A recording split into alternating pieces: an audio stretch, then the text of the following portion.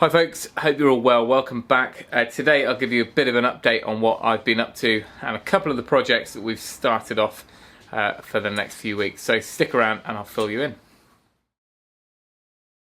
So bear with me on this one, bit more of an update video, but if I don't get a video out this week, bearing in mind that we took 2 weeks off last year and Google basically destroyed our channel, I'm just going to get this video up, give you a bit of an update, and then we'll try and get back in full flow next week. I've just been a bit flat out with actual work, which I can't really afford to turn down. So the plan of action is to give you a little bit of an update on the garage conversion, the bathroom build up here, spill my coffee, and then I've got a couple of exciting bits of news as far as other projects coming up, so I'll run you through those. My camera gear's all over the place from having various photo shoots this week, so no tripod, but just bear with me. So I've also managed to finish the ceiling in here, on that insulation layer. That needs to all be trimmed back and taped before I can put the plasterboard up, and I need to work out where I'm going to put lighting in here. I'm probably just going to stick with wall lights in this end, mainly because the roof is, the ceiling is a little bit lower. Alright, so the reason I'm looking rather awkward is I've taken up the floor in the utility end of the garage conversion, and if you remember, that's the raised section where I brought the floor level up, and before Christmas I put the flooring down, but I didn't screw it down. That was kind of just cut and temporarily laid down. Now the thing is, I hadn't really finished the plumbing in here and a few other bits, and that was down to not having decided exactly what we were doing in this room. Now we've decided that it's going to have a bathroom, shower and a small kitchenette. We basically want to make this so that this is a self-contained annex, so future-proof in the house, plus if we were to sell the house, it's another little added bonus, rather than just having a family room and an extra big utility. It kind of made sense to do that. We can then build some utility space on the side of the house when we come to do that extension. So all that's come up and I'm working on the plumbing. That's this week's project.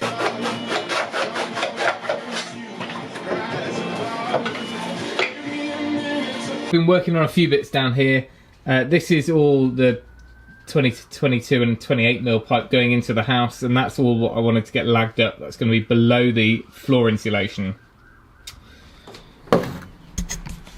Sorry about that. Bit of an interlude there. I suddenly thought that the freezer had defrosted because the light was off, but I think the bulb must have gone on it, because there's an awful lot of homegrown meat and all sorts in there.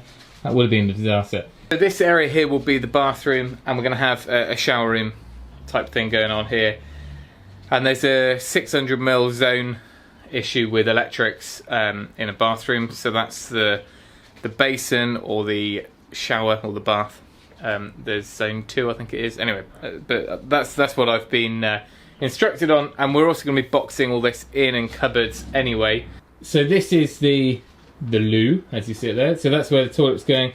And that runs down and along and into the existing, this is basically where the old toilet was when we moved here. There's also the waste coming in from the kitchen there, and that was all kind of done a couple of months ago. Let's just stand down on the floor, it's a bit easier. So what I've been working on is just distributing the hot and cold supplies around this room. I'm probably not going to do a detailed video on this section because I can just about wing it on my own, and the last thing I want to do is start trying to give advice on this, because although Jason the plumber who did the boiler, he's going to come in and just connect up the underfloor heating that we had to disconnect when we put the boiler in, and a couple of rads that are going in here, he's just going to give me a bit of oversight on the other bits. Really, it's pretty straightforward. It's just a case of thinking like a plumber, which is not what I am. So whereas a plumber will come in here and see how to route the pipe straight away, it's a bit of trial and error, because I'm kind of working out, do I run them both in pairs or do I kind of treat them separately? And yeah, anyway, I think I'm there now. So basically what I'm doing is the insulation in this room for the floor was going to be Kingspan or PIR sat in between the joists, flush with the top. At one point I was going to put the underfloor heating in here because I got some spreader plates left from the kitchen. I don't think I'm going to use them up in this room, and I think it would just get a bit overheated because it's going to already have the boiler in it, a radiator, 2 windows, and it's well insulated. I think because it will be on the same loop as the kitchen, it just it wouldn't be, there would be no thermostat in this room unless I was to zone it separately again. Anyway, so we're just going to go pretty basic in this room. So rather than use up 4 or 5 sheets of insulation board in here, I can save that for the extensions, and I'm just going to go with a mineral wool in between the joists. 150, 160 mil is fine building regs wise, and that'll just give us a nice full fill insulation all the way here. Breathable membrane or netting underneath, and we've got a good cross ventilation underneath the floor. It's what I've done in 4 or 5 of the places in the house, around the ground floor of the house. Everything is working great in there, so same again in here, should be fine.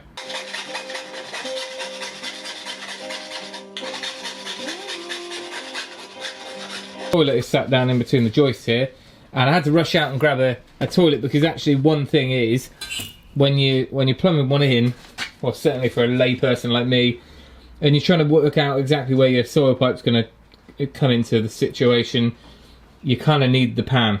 And so I nipped out, grabbed this. Now originally I was assuming that the pan connector would come out the back much closer to the wall, but actually having picked this one up, it's a bit dark down here, it's actually quite far forward. It's set back from the wall, which is great, because otherwise I would have had to deal with the top of this little dwarf stud wall here. So that meant that this is off the wall, much easier, and we can connect into that with the pan connector straight down.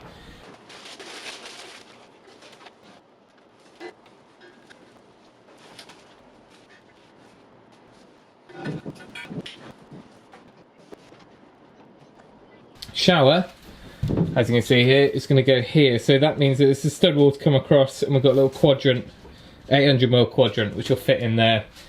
That arrived today, and it's in there. And up there is a 600mm basin, and like I said, the boiler's going to be boxed in here. There'll be a little wall coming out, or stud wall coming off here, so I'm actually going to build it into a nice alcove there.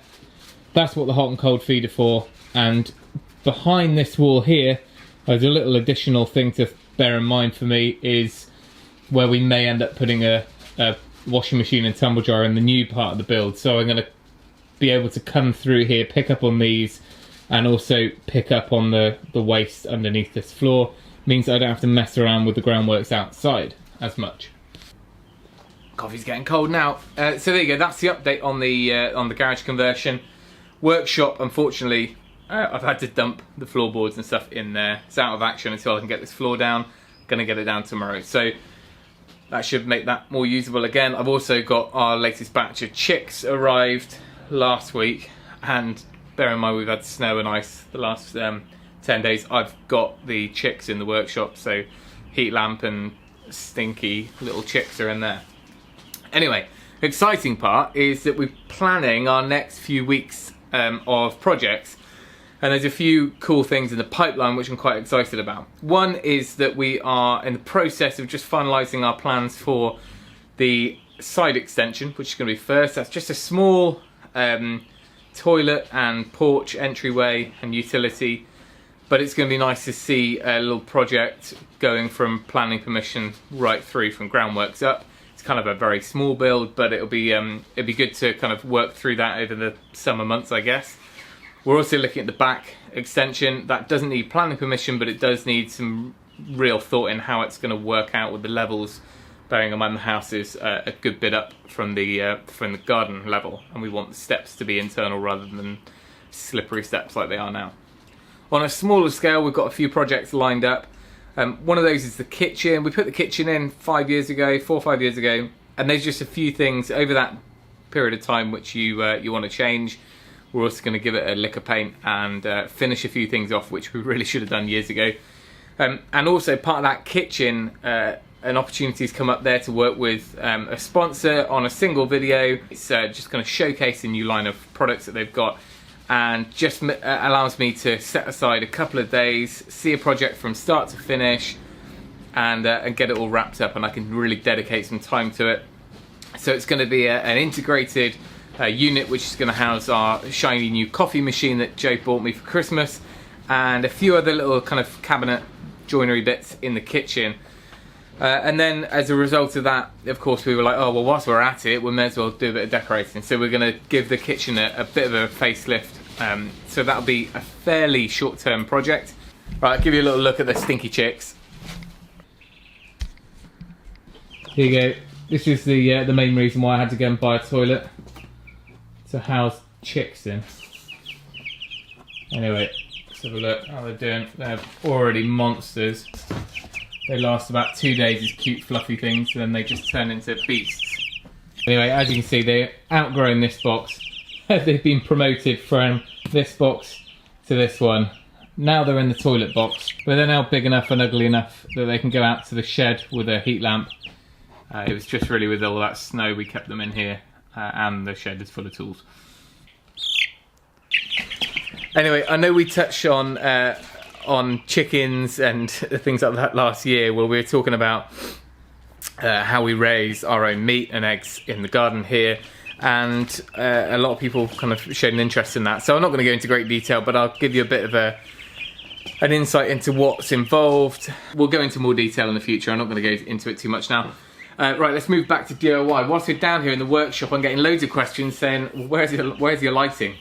Because I've just got this big, smooth, expansive ceiling. And the reason why is, one, I hadn't quite decided what I wanted in here.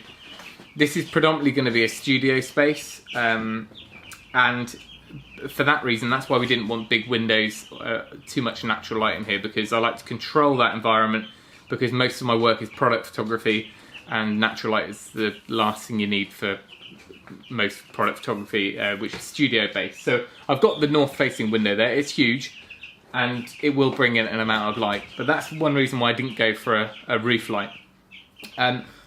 So I will end up putting a ceiling light in here, but because we've got this big void above our insulation, it's really easy to just thread from the eaves, because I've got that big overhang still, just thread the cable and pull it through where I need it. I may build a big custom light unit in here, something arty, or I may just do track lights, or just something simple for now. But that's the reason why there is no lighting on the ceiling as it is. All of our double sockets are in, and I've got all the light switch positions in before it's plastered, but it's just that bit to do.